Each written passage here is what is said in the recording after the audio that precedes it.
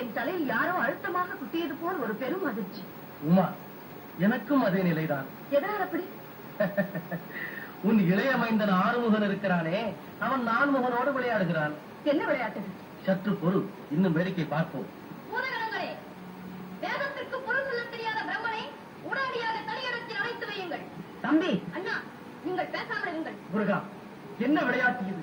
என்னை அடைத்து வைத்தால் படைக்கும் தொழில் என்ன ஆவது? அதை நான் பார்த்துக் கொள்கிறேன். நீர் சற்று ஓய்வு பெறும். இழுத்துச் செல்லுங்கள் பிரம்மனை. வேண்டாம், நானே போதும். முருகா, இப்படிப்பட்ட விளையாட்டே வேண்டாம். இந்த விவரம் தந்தைக்கு தெரிந்தால் பெரிதும் உன் மீது ஆத்திரப்படுவார்கள். ஒரு காலமில்லை, பிரணவத்திற்கு பொருள் சொல்ல தெரியாத பிரம்மனுக்கு தக்க தண்டனை கொடுத்தார் என்று அன்னையும் தந்தையும் என் மீது ஆனந்தமே அடைவார்கள். குமரா, உன் பிள்ளை விளையாட்டை பிரம்மனிடம் தான் காட்டுவதா? அதைவிட மும்மூர்த்திகளில் ஒருவராக விளங்கும் நான்முகனை நேற்று பிறந்த நீ தலையில் குட்டுவதா? உன் விளையாட்டுக்கு அளவே கிடையாதா? போலும் வேடிக்கை. உடனடியாக பிரம்மனை விடுதலை செய். அன்னையே, நீங்கள் ஆத்திரப்படும் உறவிற்கு அடாத செயல்களில் நான் ஈடுபடவே மாட்டேன். நடந்ததை கேளுங்கள். பிறகு நான் செய்தது சரியா தவறா என்று நீங்களே முடிவு கூறுங்கள். எல்லா விவரமும் உன் தந்தை சொல்லி தெரிந்து கொண்டுதான் நானும் இங்கு வந்திருக்கிறேன்.